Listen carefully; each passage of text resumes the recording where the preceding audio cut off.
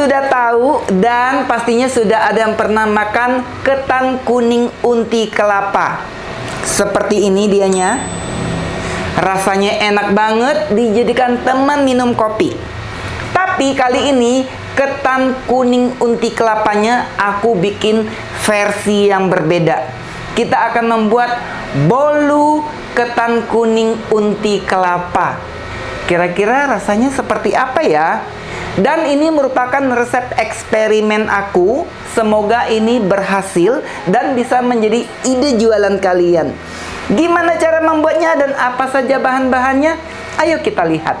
Bahan-bahannya di sini ada 5 butir telur, 150 gram gula pasir yang sudah aku haluskan,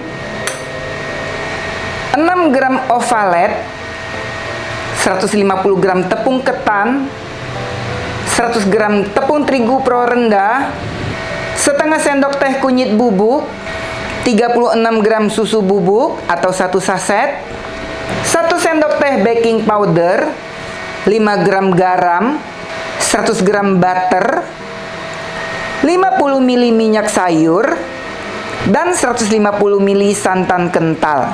Untuk bahan unti kelapa, ada 300 gram kelapa parut, 200 gram gula aren, 5 gram garam, 5 gram tepung maizena, 3 lembar daun pandan, dan 50 ml santan encer.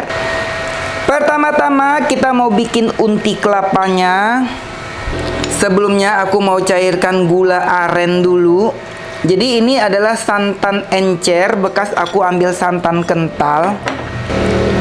Ini dia santan kentalnya, nanti akan aku masukkan ke dalam adonan bolu. Kenapa aku pakaiin sedikit santan encer? Karena aku mau cairkan dulu gula arennya ini. Pakaiin sedikit garam. Konon katanya kalau masak unti kelapa, pakaiin sedikit garam itu rasanya bakal lebih maknyus. Kita akan aduk-aduk sampai si gula arennya ini larut. Kalau dirasa-rasa agak ragu, ini wajib disaring. Tapi kalau gula arennya bersih seperti ini, nggak usah disaring, nggak apa-apa ya. Jadi ceritanya gula aren yang aku beli ini udah terjamin kebersihannya, nggak ada kayak kutu gitu. Jadi kalau aku gini-giniin tuh nggak ada yang hitam-hitam gitu. Tapi kalau gula arennya banyak yang bintik-bintik hitam, itu wajib disaring ya.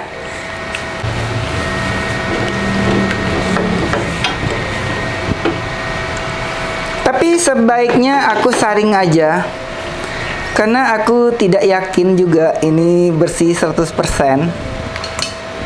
Tuh ya, karena aku melihat ada 1 butir hitam-hitam gitu. Daripada nanti aku menyesal, lebih baik kita saring aja. Kita masukkan kembali. Dan langsung saja kita masukkan kelapa parutnya. Ini kelapa tua sedang ya, jangan ketuaan kelapanya, nanti bakal keras. Kita aduk-aduk lagi, dimasak sampai kelapanya ini benar-benar mateng. Jadi kalau dengan menambahkan sedikit liquid, kita mempunyai waktu memasaknya agak lama. Jadi dia nggak mudah gosong gitu ya, nggak mudah terlalu kering gitu. Kan tadi aku tambahin sedikit santan encer, jadi kita bisa memasaknya agak lama. Jadi unti kelapanya tuh nggak gampang basi nantinya. Dan kelapa ini aku tidak parut di pasar, aku parut sendiri, jadi terjamin tidak akan mudah basi. Ini akan kita masak kurang lebih selama 20 menit atau sampai benar-benar tanak. Sudah 10 menitan aku memasak unti kelapanya. Ini sudah mulai agak kering liquidnya. Kita mau larutkan sedikit tepung maizena.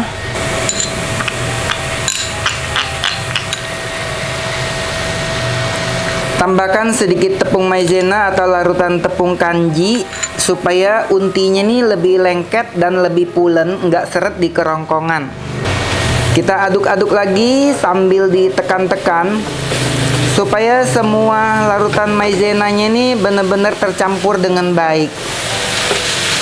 Kalau sudah seperti ini, dia sudah mulai mengumpul menjadi satu kayak gini, dan ini akan lebih mudah untuk dibentuk bulat-bulat nantinya. Kita pindahkan ke dalam mangkok supaya dia turun suhunya. Ini warnanya bagus banget, aromanya juga harum. Kita biarkan ini hingga dia dingin. Selanjutnya kita mau membentuk unti kelapanya menjadi bulat-bulat. Ini aku ambil sekitar 1 sendok teh segini. Dan ini akan aku bentuk oval-oval. Dia nggak jadi bulat-bulat. Karena nanti ini akan aku taruh di dalam baking pan dari Idealife. Aku bikin dia seperti ini. Seperti ini. Selanjutnya kita akan oleskan baking pan kita. Ini aku pakai Carlo. Katanya Carlo. Bahan Carlo itu 1:1 antara terigu, margarin, dan minyak goreng. Kenapa menggunakan Carlo? Jadi kadang-kadang kalau kita oles loyang menggunakan margarin dan terigu, kalau kuenya udah mateng suka ada terigunya gitu, sahabatku. Kalau kita menggunakan Carlo, nanti kuenya mulus, nggak ada ciplukan gitu, kayak bedak-bedak gitu. Seperti itu alasannya ya. Sudah rata kita mengolesnya. Selanjutnya kita mau menyusun unti kelapa di dasar loyang. Kita taruh di perbatasannya kayak gini. Jadi ini alasannya kenapa aku bikin dia panjang-panjang kayak ulet gini, supaya nanti pas dicetak bolunya tuh jadi cakep pas matengnya.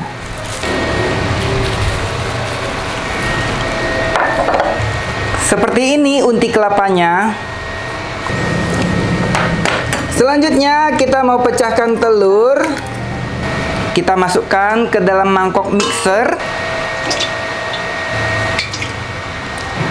Kita mau masukkan gula halus. Ini adalah gula pasir yang sudah aku blender ya. Pakaiin sedikit ovalet. Kita mau pasang whisknya. Kita akan kocok kurang lebih selama 8 menit dengan kecepatan tinggi.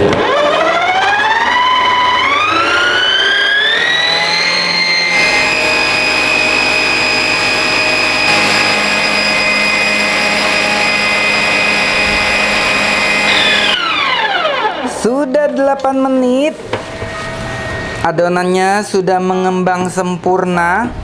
Seperti ini dianya. Tuh ya, udah cakep banget.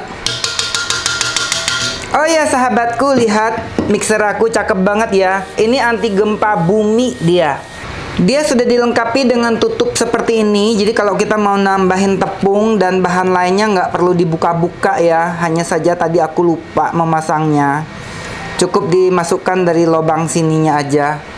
Dan buat kalian yang kepengen mengaduk bahan roti, dia sudah dilengkapin dengan alat satu ini. Jadi dia ada 2 kayak gini ya. Yang satunya tuh untuk menahan adonan supaya tidak naik ke atas.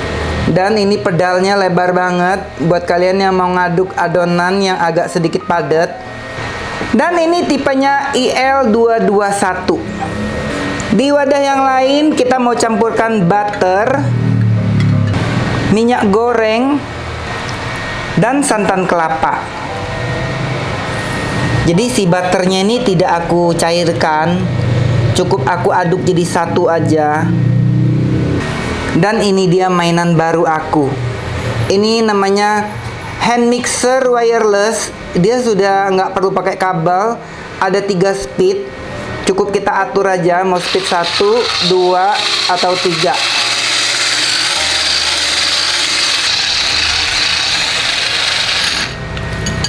Sebentar aja ngaduknya ya sahabatku. tadi terlalu semangat, langsung aku pakai speed 3. Selanjutnya kita memasukkan tepung ketan, tepung terigu. Tepung terigunya belum aku ayak tadi. Sekalian aja.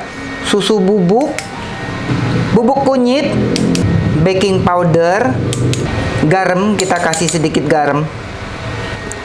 Kita ayak-ayak.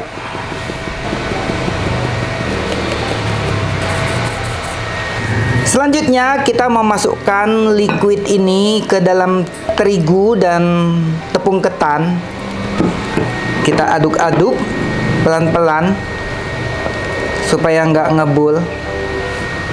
Sambil kita masukkan sedikit demi sedikit adonan telur.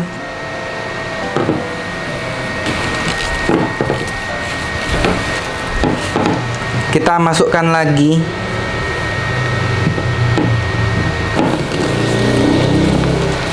Jadi ini adonannya agak padat dan berat kelihatannya. Kita masukkan kocokan telurnya ini secara bertahap supaya dia nggak jadi bantet. Sampai nanti dia konsistensinya tuh menjadi ringan.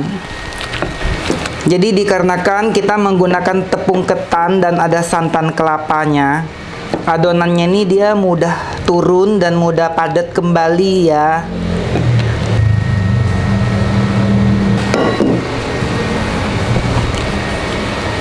Kita akan aduk lagi sampai semua adonan telur yang pertama itu habis.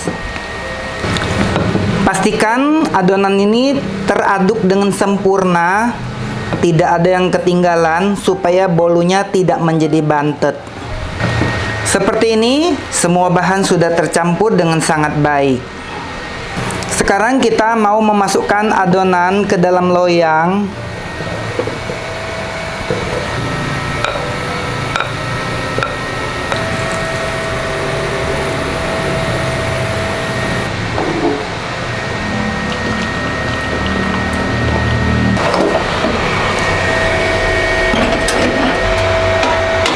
Kita akan panggang bolunya sambil kita kasih sedikit air panas supaya nanti bolunya tidak terlalu kering.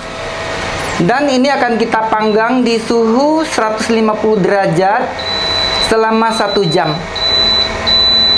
Dan ini aku memanggang menggunakan multifunction oven yang terbaru dari Idealife, tipenya MO3801.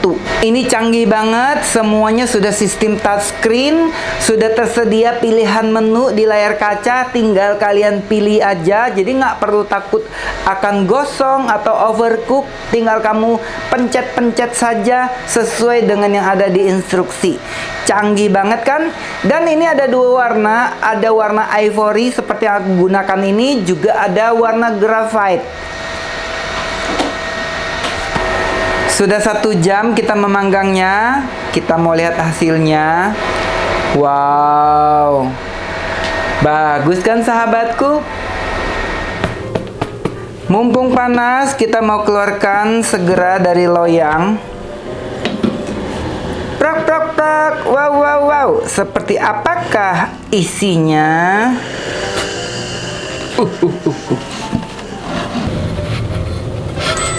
Wow, jadinya bagus sekali.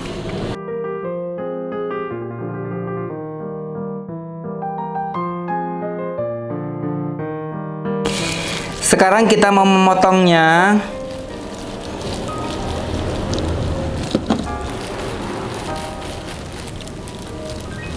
Aku suka banget bentuk kuenya ini.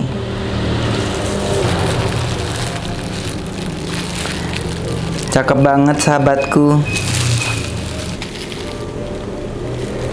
Lihat sahabatku, dia padat tapi jadi dia teksturnya ini padat tapi nggak yang keras, tetap empuk. Tuh ya, dia empuk dan unti kelapanya tuh duduk pas di atasnya. Kita mau potek ya. Tuh. Jadi teksturnya ini lembut banget. Karena aku memanggangnya kan aku pakaiin air ya. Jadi uap airnya itu tetap masuk ke dalam kuenya ini. Dan lihat ini unti kelapanya. Warna dalamnya tuh bagus banget. Tuh ya. Jadi bener-bener ini adalah bolu ketan kuning unti kelapa. Kita mau makan.